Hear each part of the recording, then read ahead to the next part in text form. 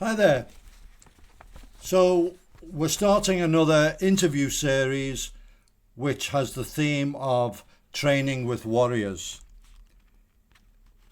Peter Morgan has trained with many prominent instructors in the field of close quarter combat, whether unarmed, edged weapons, or firearms. Before chatting to him about his experience, I want to introduce Pete to all of you. He came to one of the early Good Fighters seminars and had a horrendous experience. He had travelled up by train from Coventry and the train was delayed. Now, I know that's very hard to believe that our trains are subject to delays and cancellations and strikes, but it happened. And arriving in Liverpool, he found that his hotel reservation had been cancelled and the room given away. And because Liverpool was at home and there was a big concert on, there were no hotel rooms available. So after walking around the city trying to find somewhere, he ended up trying to sleep in a bus shelter, and this was in February, a particularly bitter February.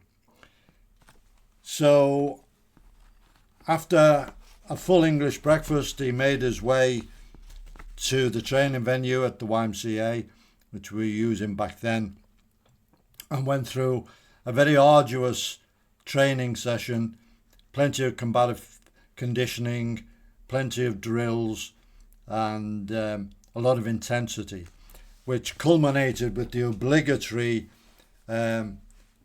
fighting of the padded suit adversary. And it was at this stage that Pete underwent a transformation, and it was quite apparent to those of us watching. He went in to the drill and came out a changed person. He had realised really what this was all about, what the field of close quarter self-protection really entailed, what kind of investment you had to make and what kind of training you had to go through. And from then on, he has committed himself very, very deeply to the study of combatives of all sorts, and travelled to many, many countries and trained with many prestigious instructors to find out more and to delve deeply into this study, to the point where he has become a certified instructor with us, with CQB Services, as a hard skills instructor, and also in the United States with Craig Douglas with his ShivWorks certification. He has presented classes and modules at many events, including our internationals, and more often than not manages to introduce a unique way of looking at things. I remember one talk he gave where he managed to bring the Heisenberg uncertainty principle into the mindset of self-protection. It's very interesting. It always makes you think. He's also presented at a very high level law enforcement trainers conference over in the United States. As a writer, he is very, very witty and nevertheless brings a level of understanding and gets across quite a lot of information. And I'll put a link to several of his articles on the forum, and I do urge you to read them. So with that, we'll get into the meat of this first part where I interview Pete, known far and wide as Slacky, about his first experiences over in the United States.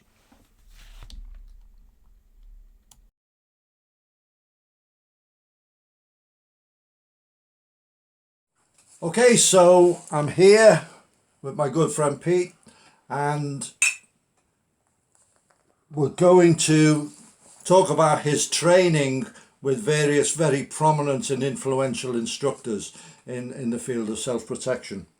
And we'll start off with your experiences with Nick Hughes. And if you could just give us a quick thumbnail of Nick's background for the viewers who may not be familiar with him. I think if I recall rightly, Nick was cut his teeth in the Zendo Kai organisation in Australia.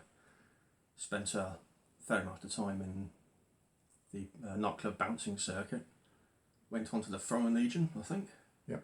Then he went on to bodyguarding, and then from there to the United States, where he carved out a name for himself on the private training circuit. So yeah, he's been around and done a bit, hasn't he? Yeah, I'll just add a little bit on that. The Zendo Kai, it was a form of Goju.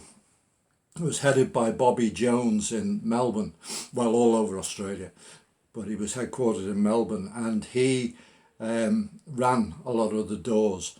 They had a structure of door security companies far before we did over here. And one of the interesting things was they used to have a night where they would just train the doorman in the dojo. So they would be applying their goju for door work. So Nick came away with an awful lot of very practical stuff. And I will just mention Bobby Jones was the guy that Gary trained with when he was there. And Gary was sort of one of their figureheads.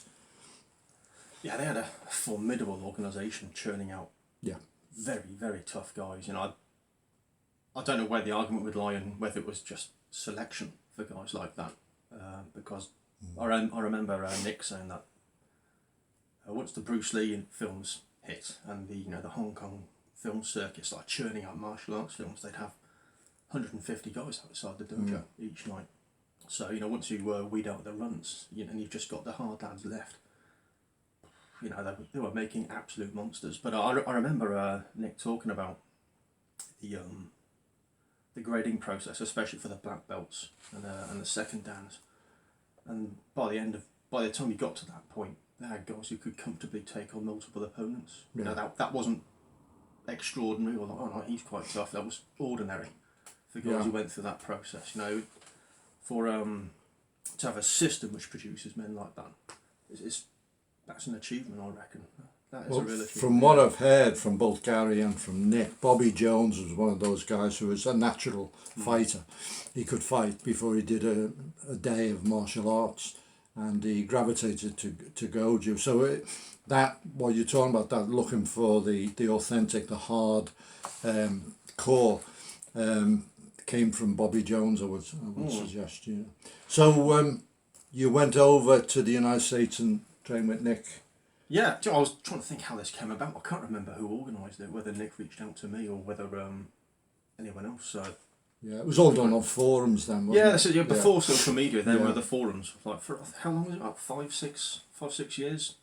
Instead of the internet being centred on people like it is now, it was centred on a topic.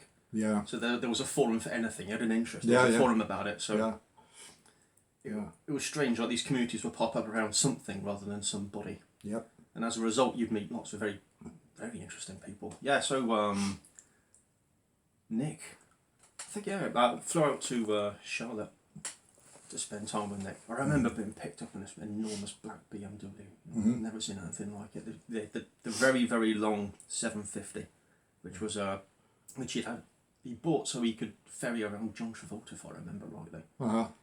he's got an eye for detail for things like that. Yeah. You can't be a bodyguard unless you've got a car worthy of like ferrying celebrities around it. So, and besides, he's 6'8" and what, 280 pounds of muscle at the time. So, yeah, it was probably the only car which could actually hold him. So, what kind of training did you do with Nick at the time? He had his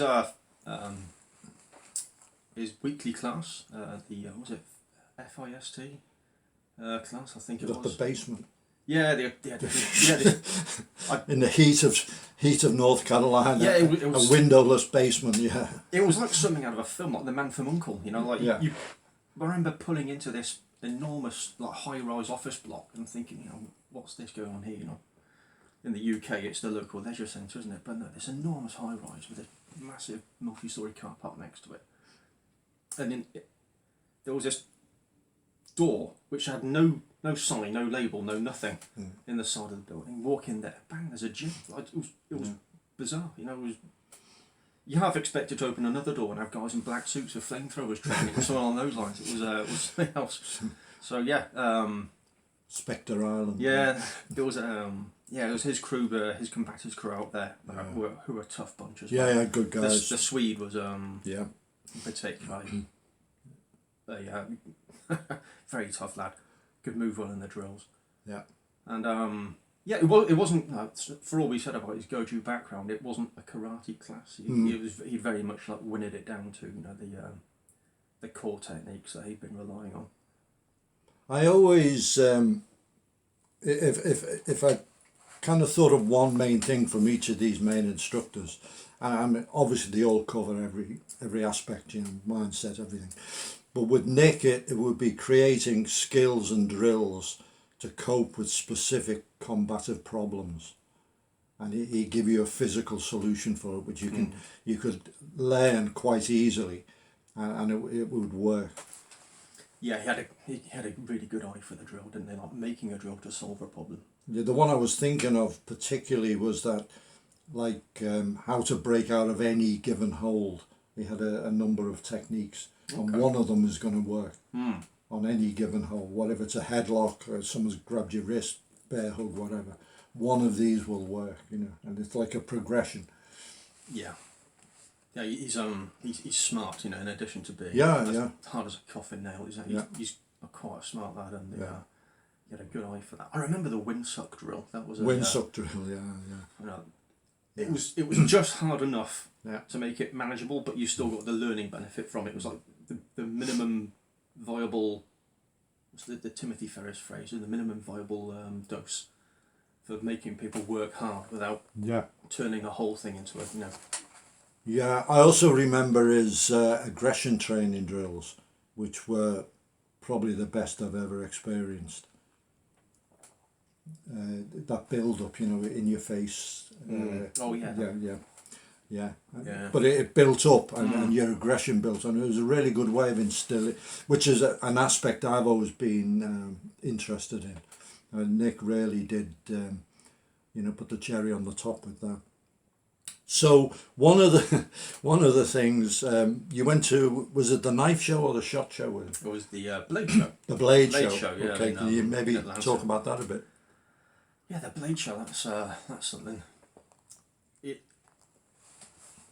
Words not describe how big that place is, and it's just colossal. It's like the interior goes onto like a vanishing point on the horizon, and the place was absolutely filled with anything you could put an edge on. Absolutely anything.